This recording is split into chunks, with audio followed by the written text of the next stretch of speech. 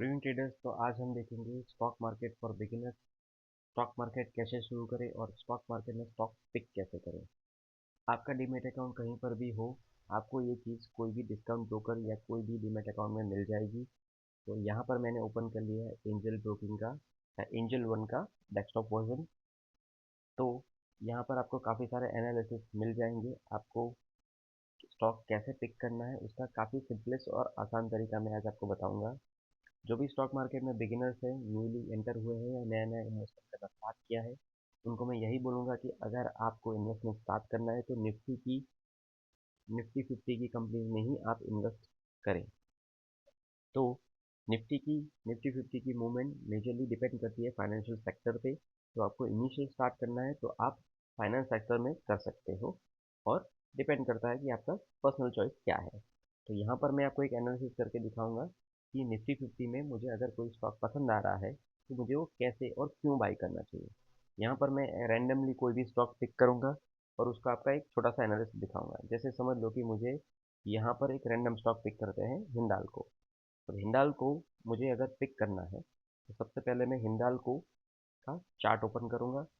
तो आपको कोई भी स्टॉक पिक करने से पहले हायर टाइम फ्रेम से लोअर टाइम फ्रेम में आना है। जैसे सबसे पहले आपको 1 मंथ की कैंडल देखनी है। देखिए 1 मंथ में हिंडाल्को पॉजिटिव है। फिर हम देखेंगे 1 वीक में, वीकली कैंडल पे भी हिंडाल्को पॉजिटिव है। और लास्ट में 1 डे के चार्ट में, तो 1 डे के चार्ट में भी हिंडाल्को, तो 1 डे के चार्ट में भी हिंडाल्को पॉजिटिव है। अब सबसे पहले यहाँ पे मुझे इंडिकेटर्स ऐड करने हैं। इंडिकेटर से बहुत सारे इंडिकेटर अवेलेबल है। अगर आपको सिंपलेस्ट वे में स्टॉक पिक करना है तो आप मूविंग एवरेज देख सकते हैं।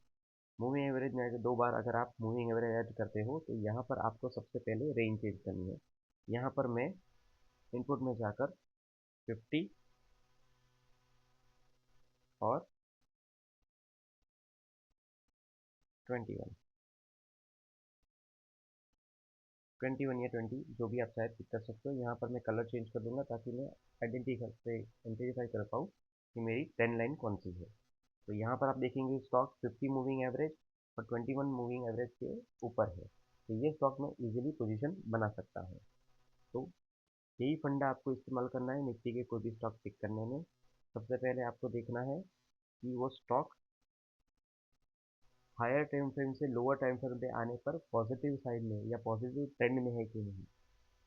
मैं कभी भी कोई स्टॉक पिक करता हूँ तो कभी भी डिक्लाइनिंग स्टॉक, यानी कि वो स्टॉक जो डिक्लाइन हो रहा है वो कभी पिक नहीं करता। बिकॉज किसी भी स्टॉक का अगर आप सोचते हो कि ये लो है और आप उसको बाय करते हो, कि अगर आपको लगता है कि इससे नीचे तो नहीं जाएगा, लेकिन वो डाउन ट्रेंड में कितना भी नीचे जा सकता है। जहाँ पर मैंने यहाँ आईसीआईसीआई बैंक का डेली चार्ट ओपन किया तो मैं देख रहा हूँ कि डेली चार्ट पे वो स्टॉक गिरता जा रहा है और 50 और 20 मूविंग एवरेज के नीचे है। तो यहाँ पर मेरे लिए बहुत ही रिस्की है पोजीशन बनाने में। ये बिगिनर्स के लिए है। जो एडवांस ट्रेडर्स है वो कंपनी एनालिसिस करके या फंडामेंटल या फाइनेंशियल एनालिसिस करके स्टॉक में पोजीशन बना सकते हैं। लेकिन बिगिनर्स के लिए एडवाइस है कि आप सिंपलेस्ट इतना फिल्टर करके उसके बाद ही स्टॉक पिक करें। तो सेम चीज़ मैं आपको कोई दूसरे स्टॉक में दिखाऊँ, जैसे कि जियो फाइनेंस में।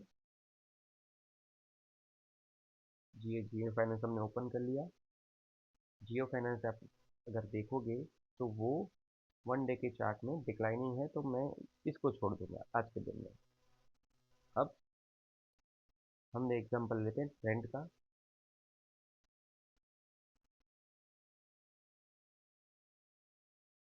ट्रेंड में आप देखोगे तो आज ही ट्रेंड ने 21 मूविंग एवरेज को क्रॉस किया और पॉजिटिव साइन दिखा है।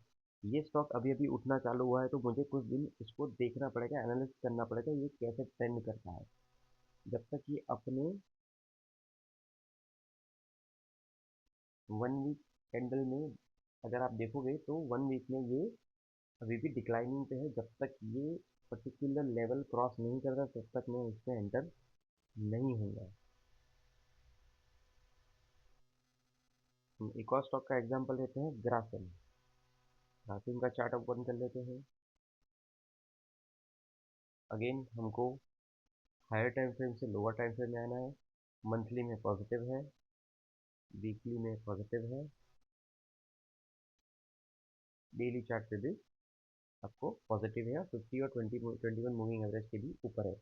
तो यहाँ पर ग्राफिन में आप पोजीशन बना सकते हो, लेकिन यहाँ पर एक प्रॉब्लम ये है कि ग्राफिन ने लास्ट 2 डेज में ही अच्छा खासा ग्रोथ दिखाया है। अगर आप इसको मेजर करेंगे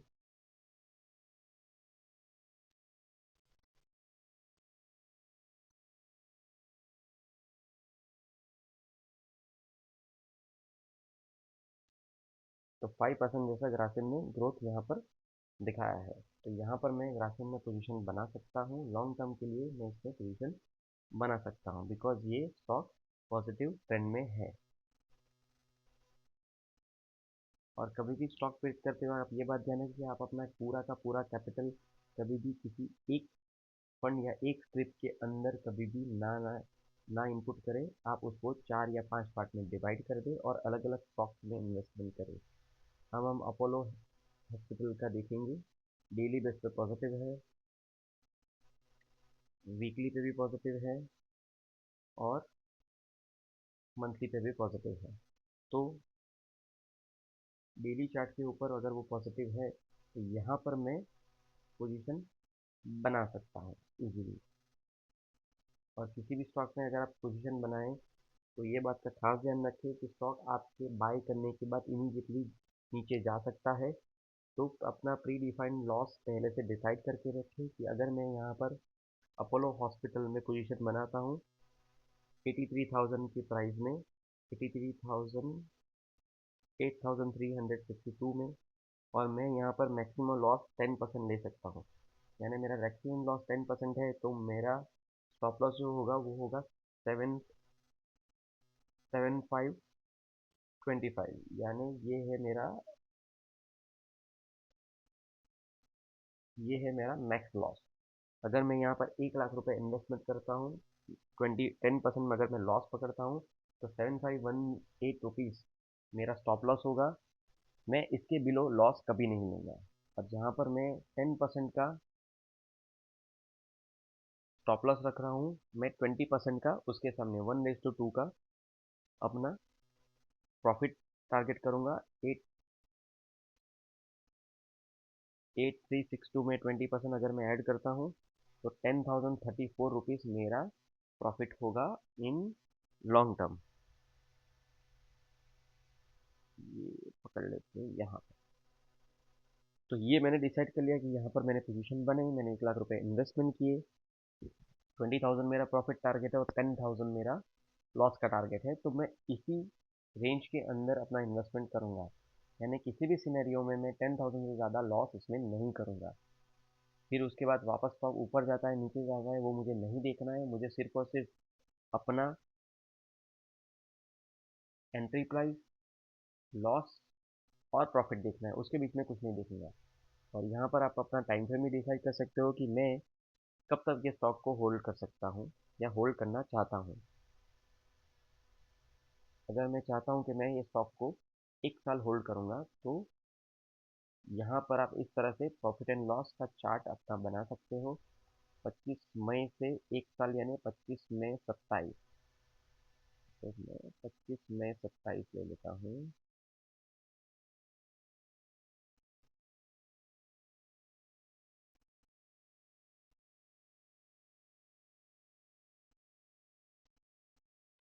ये आ गया 25 में 27। मतलब ये मेरी रेंज रहेगी। यहाँ से मैं 1 साल तक होल्ड करूँगा। 1 साल में मेरा मैक्सिमम लॉस 10,000 का होगा और मेरा मैक्सिमम प्रॉफिट 20,000 का होगा। और मैं ये रेंज के अलावा और कुछ नहीं सोचूंगा और कुछ नहीं देखूंगा। तो यहाँ पर आप लिमिटेड लॉस करेंगे और एक्सपेक्टेड प्रॉफिट से ज़्यादा की लालच नहीं करेंगे। जैसे ही आपका एक्सपेक्टेड प्रॉफिट मिल जाता है आप इसको एग्जिट कर सकते हो। तो इसी तरह से आपको स्टॉक में पोजीशन बनानी है, अपना प्रॉफिट एंड लॉस मेंटेन करना है और अपना रिस्क रिवॉर्ड रेशियो भी मेंटेन करना है। कभी भी किसी स्टॉक को प्री डिफाइंड लॉस से ज़्यादा कभी भी होल्ड नहीं करना चाहिए, चाहे कुछ भी हो।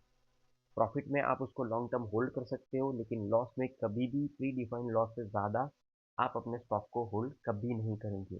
बिकॉज 7,000 का स्टॉक 700 रुपये भी जा सकता है, 7 रुपये भी जा सकता है। आपको अपने प्री डिफाइंड लॉस से ज़्यादा लॉस कभी नहीं लेना है, वो आपको स्टॉक बाई करने से पहले डिसाइड करना है। प्रॉफिट में आप पोजीशन पार्शियली बुक करके लॉन्ग टर्म के लिए बाकी की क्वांटिटी होल्ड कर सकते हो। तो आज के लिए इतना ही। कल मिलते हैं नेक्स्ट वीडियो में, और आप लाइक कमेंट सब्सक्राइब करके मुझे इसमें सपोर्ट करिए। आपके कमेंट से हमें पता चलेगा कि हमें नेक्स्ट वीडियो किस टॉपिक पे बनाना है। स्टॉक मार्केट बिगिनर्स का ये सेकंड पार्ट है, थर्ड पार्ट भी बहुत जल्दी आएगा, और आपके सपोर्ट से ये चैनल काफ़ी आगे जाने की उम्मीद है मुझे। तो प्लीज़ सपोर्ट करिए, लाइक सब्सक्राइब करिए और कमेंट्स करिए कि आपको टॉपिक कैसा लगा, इन डेप्थ डिटेल कौन सी चीज़ में आपको चाहिए, किस टॉपिक पे मैं वीडियो बनाऊं, और कौन से टॉपिक पे आपको डिटेल चाहिए वो आप मुझे बताएं, ताकि मैं उसमें नेक्स्ट वीडियो में वो चीज़ कवर अप कर सकूं। Thank you, have a nice day.